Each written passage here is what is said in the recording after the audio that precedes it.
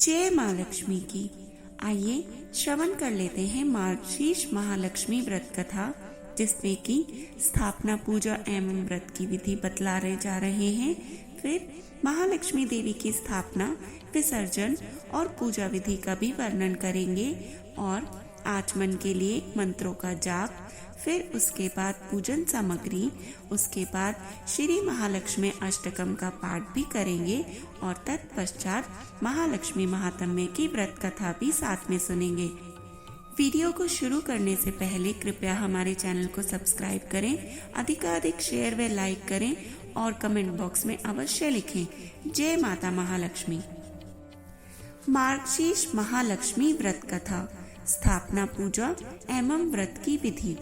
यह व्रत पूजा करने से माता महालक्ष्मी प्रसन्न होती हैं तथा सुख, शांति एवं धन संपत्ति प्राप्त होती है। यह व्रत करने वाले स्त्री तथा पुरुष दोनों मन से स्वस्थ एवं आनंदमय होने चाहिए। इस व्रत को किसी भी महीने के प्रथम गुरुवार से शुरू कर सकते हैं। विधि नियम अनुसार हर गुरुवार को महालक्ष्मी व्रत करें। श्री महालक्ष्मी की व्रत कथा को पढ़ें। लगातार 8 गुरुवार को व्रत पालन करने पर अंतिम गुरुवार को समापन करें। वैसे यह व्रत पूजा पूरे वर्ष भर भी कर सकते हैं। पूरे वर्ष भर हर गुरुवार के दिन देवी की प्रतिमा या फोटो के सामने बैठकर व्रत कथा को पढ़ें अथवा श्रवण करें। शेष गुरुवार के दिन 8 सुहागनों या कुंवारी कन्याओं को आमंत्रित करके उन्हें सम्मान के साथ पीढ़ा या आसन पर बिठाकर श्री महालक्ष्मी का रूप समझकर हल्दी, कुमकुम इत्यादि लगाएं। पूजा की समाप्ति पर फल प्रसाद वितरण करें तथा इस कथा की एक प्रति उन्हें देकर नमस्कार करें। केवल नारी ही नहीं अपितु पुरुष भी यह पूजा कर सकते हैं। वे सुहागन या कुमारिका को आमंत्रित कर उन्हें हाथ में हल्दी, कुमकुम प्रदान करें तथा व्रत कथा की एक प्रीति देकर उन्हें प्रणाम करें। पुरुषों को भी इस व्रत कथा को पढ़ना अथवा सुनना चाहिए। जिस दिन व्रत हो उस दिन उपवास करें, दूध और फलाहार करें, खाली पेट न रहें। रात को भोजन से पहले देवी को भोग लगाएं एवं परिवार के साथ भोजन करें। पद्म पुराण में यह व्रत गृहस्थ जनों के लिए बताया गया है। इस पूजा को पति पत्नी मिलकर कर सकते हैं। अगर किसी कारण पूजा में बाधा आए तो औरों से पूजा करवा लेनी चाहिए, पर खुद उपवास अवश्य करना चाहिए। उस गुरुवार को गिनती में ना ले।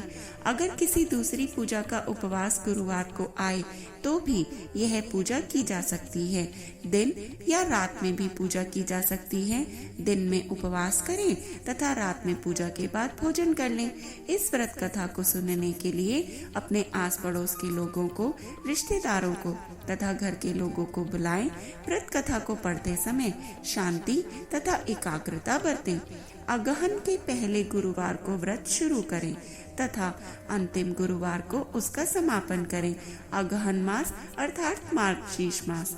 अगर माह में 5 गुरुवार आए तो 5 गुरुवार को उस दिन अमावस्या या पूर्णिमा हो तो उस दिन भी माता महालक्ष्मी की पूजा करें। आइए अब जान लेते हैं श्री महालक्ष्मी देवी की स्थापना, विसर्जन तथा पूजा विधि। इस पूजा को करने के लिए किसी ब्राह्मण, पुरोहित की आवश्यकता नहीं है। हर कोई अपनी भक्ति से पूजा कर सकते हैं। एक दिन पूर्व ही घर को गोबर से लेप लें या फिर गीले कपड़े से पोंछ लें। इसके बाद एक ऊंचे पीढ़े या चौकी पर या छोटे मेज पर बीच में थोड़े गेहूं या चावल रखकर एक साफ सुथरे तांबे या पीतल के लोटे को पानी से भरकर चावल या गेहूं पर रखें। पानी में सुपारी, कुछ पैसे और दूर्वा घास डालें।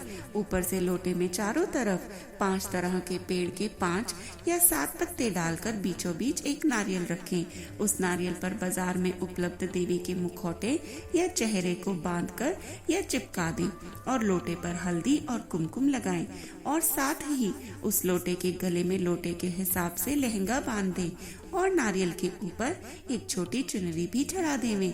साथ ही देवी की प्रतिमा या फोटो को पूर्व दिशा में मुंह करके या उत्तर दिशा में मुंह करके स्थापना करनी चाहिए।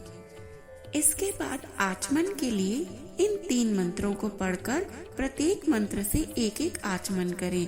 मंत्र है ओम केशवाय नमः, ओम नारायणाय नमः,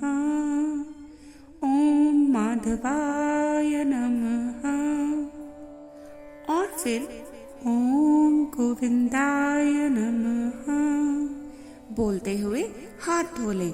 फिर देवी को फूलों से जल का छींटा देते हुए स्नान करवाएं और हल्दी कुमकुम लगाएं। पुष्प या पुष्पहार अर्पित करें, धूप दीप जसाएं। फिर इसके बाद भोग लगाकर महालक्ष्मी व्रत के महात्म्य का पाठ करें या श्रवण करें। शुरू में महालक्ष्मी नमन अष्टक का पाठ करें, फिर देवी को प्रणाम कर कथा का पठन या श्रवण शुरू करें। कथा की समाप्ति पर देवी की आरती उतारें तथा फिर से प्रणाम करें। रात को फिर देवी की पूजा करें, मिष्ठान का भोग लगाएं तथा गोमाता के लिए भी अन्न रखें और दूसरे दिन सुबह गोमाता को उनका हिस्सा अर्पित कर दें। इसके बाद परिवार के सदस्यों के साथ मिलकर भोजन ग्रहण करें। दूसरे दिन सुबह स्नान करके पेड़ के पत्तों को निकालें और घर में अलग अलग जगह रखें। पानी को समुद्र, नदी, तालाब, कुएं या तुलसी की क्यारी में डाल दें। जिस जगह पूजा की हो वहां हल्दी कुमकुम छिड़ककर 3 बार प्रणाम करें। इसी प्रकार महीने के हर गुरुवार को करें। मार्गशीर्ष मास के 4 गुरुवार हों तो चारों को, और यदि 5 हों तो 5 गुरुवारों को इसी प्रकार पूजन करें। पद्म पुराण में कहा गया है कि जो कोई भक्त हर वर्ष श्री महालक्ष्मी जी का यह व्रत करेगा उसे सुख संपदा और धन लाभ अवश्य होगा। कुछ लोग इसे केसरी व्रत भी कहते हैं, परंतु इस व्रत में किसी खास रंग के परिधान की कोई जरूरत नहीं है। इसके अलावा महालक्ष्मी मंत्र, चालीसा, आरती इत्यादि का भी पाठ करना चाहिए। आइए अब जान लेते हैं पूजन सामग्री।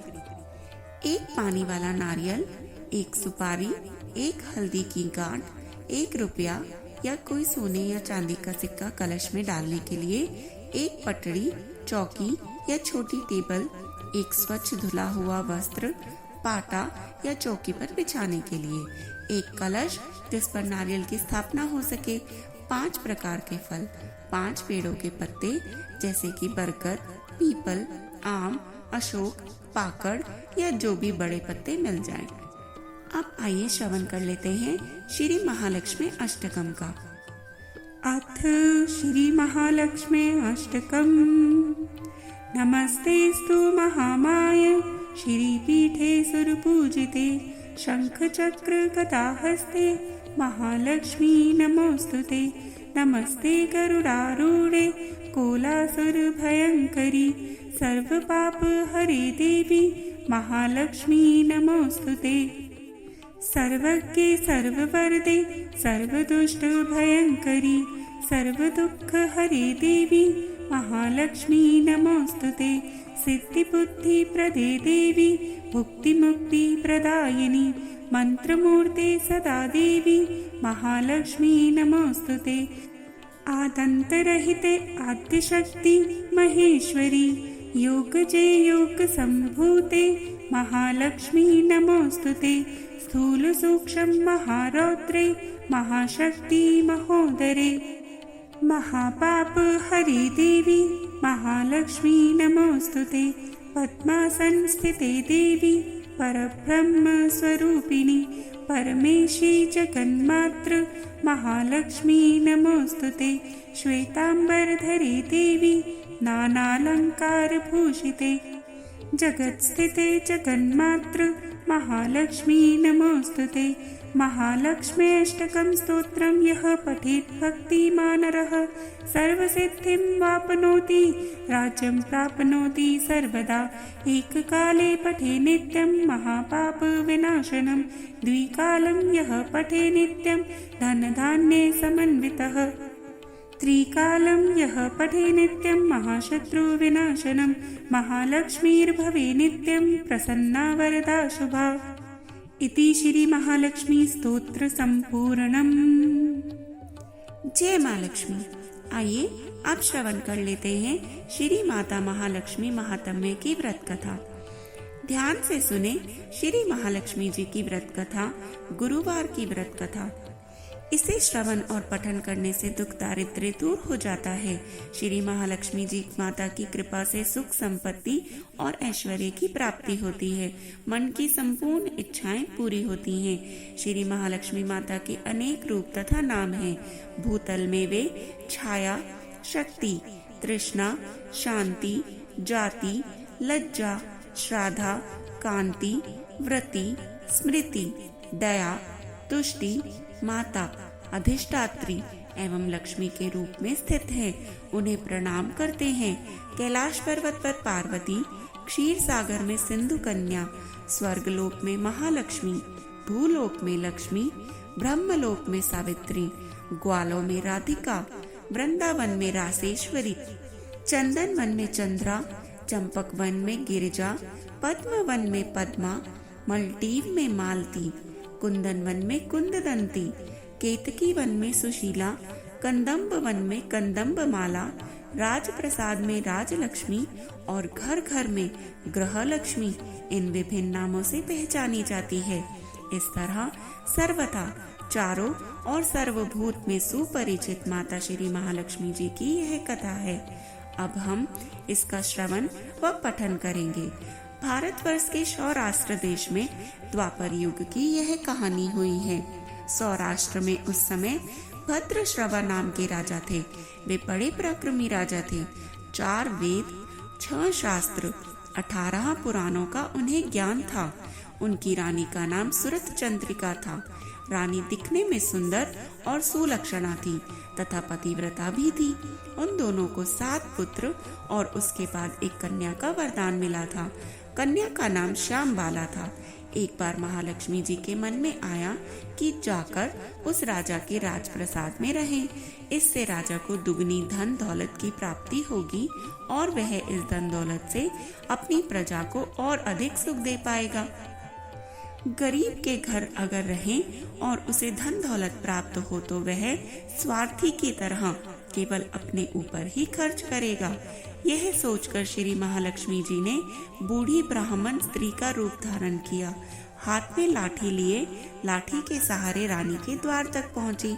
यद्यपि उन्होंने बूढ़ी औरत का रूप धारण किया था, पर उनके चेहरे पर देवी का तेज था। उन्हें देखते ही एक दासी सामने आई। उसने इनका नाम, धाम, काम और धर्म सब कुछ पूछ डाला। इस ब्राह्मणी का रूप धारण कर माता लक्ष्मी ने कहा, बालिके, मेरा नाम कमला है। मेरे पति का नाम भुवनेश है। हम द्वारका में रहते हैं। तुम्हारी रानी पिछले जन्म में एक वैश्य की पत्नी थी। वह वैश्य गरीब था। दारिद्र्य के कारण हर रोज घर में झगड़े होते थे तथा उसका पति रोज उसे मारता था। इन बातों से तंग आकर वह घर छोड़कर चली गई तथा वन जंगल में खाली पेट भटकने लगी। उसकी इस दुर्दशा पर मुझे दया आई। तब मैंने उसे सुख संपत्ति देने वाली श्री महालक्ष्मी जी की कथा सुनाई। मेरे कहने पर उसने श्री महालक्ष्मी का व्रत किया। श्री महालक्ष्मी माँ प्रसन्न हुई और उसकी गरीबी दूर हुई। उसका घर संसार, दौलत, संतति, संपत्ति से भर गया। बाद में पति पत्नी दोनों परलोक सिधारे। लक्ष्मी व्रत करने के कारण वे लक्ष्मी लोक में रहे। उन्होंने जितने साल महालक्ष्मी का व्रत किया उतने हजारों साल उन्हें सुख भोग मिला। इस जन्म में उसका जन्म राजघराने में हुआ है, परंतु वह श्री महालक्ष्मी का व्रत करना भूल गई है। उसे मैं यहाँ याद दिलाने आई हूँ। बुढ़िया की बातें सुनकर दासी ने उन्हें प्रणाम किया तथा श्री महालक्ष्मी का व्रत किस तरह से किया जाए वह सुनने की इच्छा व्यक्त की। जब दासी ने इस प्रकार पूछा तो बुढ़िया का रूप धारण किए हुए श्री महालक्ष्मी माता ने दासी को पूजा की विधि तथा महिमा बतलाई। इसके बाद वह दासी माता को प्रणाम करके रानी को बताने अंदर चली गई। राज वैभव में रहती हुई रानी को अपने ऐश्वर्य का बहुत घमंड हो गया था। संपत्ति तथा अधिकार की वजह से वह उन्मुख हो गई थी।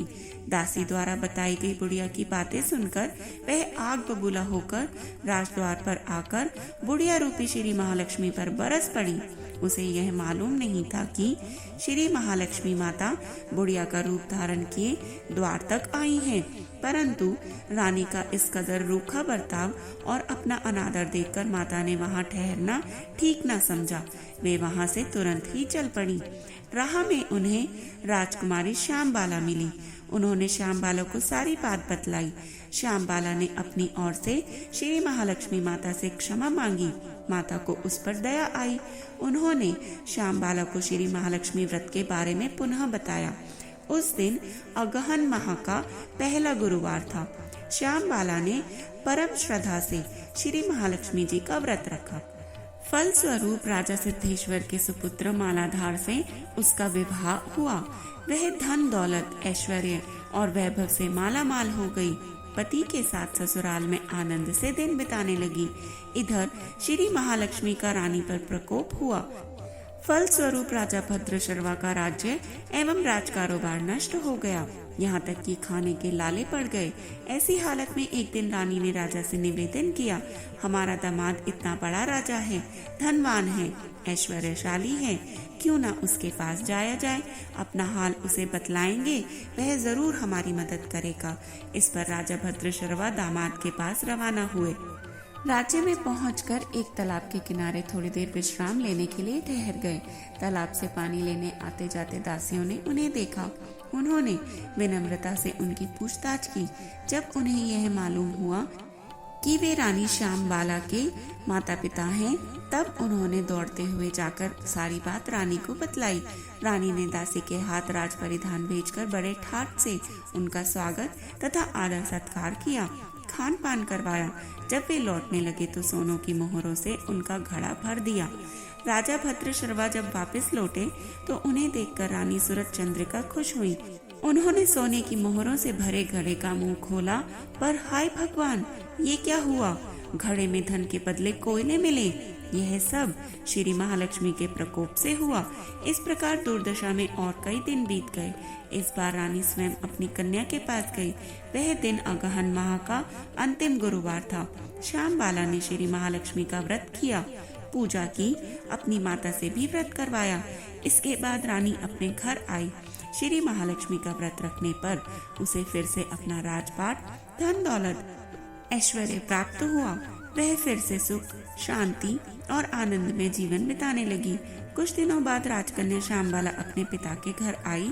उसे अपने घर देखकर सूरज चंद्रिका को पुरानी बातें याद आईं। यही कि श्यामबाला ने अपने पिता को घड़ा भर के कोयला दिया था और उसे तो कुछ भी नहीं दिया था। इसी कारण श्यामबाला को पिता के घर आने पर उसका कोई आदर आतिथ्य नहीं हुआ, बल्कि अनादर हुआ। पर उसने इस बात का बुरा नहीं माना। अपने घर लौटते समय उसने पिता के घर से थोड़ा नमक ले लिया। अपने घर लौटने पर उसके पति ने पूछा, अपने मायके से क्या लाई हो? इस पर उसने जवाब दिया, वहाँ का सार लाई हूँ। पति ने पूछा, इसका मतलब क्या हुआ? श्यामबाला ने कहा, थोड़ा धीरज रखें, सब मालूम हो जाएगा। उस दिन श्यामबाला ने सारा भोजन नमक डाले बिना बनाया और परोसा। पति ने खाना चखा। सारा खाना नमक के बिना था, इसलिए कोई स्वाद ही नहीं आया। फिर श्यामबाला ने थाली में नमक डाला, इससे सारा भोजन स्वादिष्ट लगने लगा। तब श्यामबाला ने पति से कहा, यही है वह मायके से लाया हुआ साग। पति को उसकी बात सही लगी। फिर दोनों हंसी मजाक करते हुए भोजन करने लगे।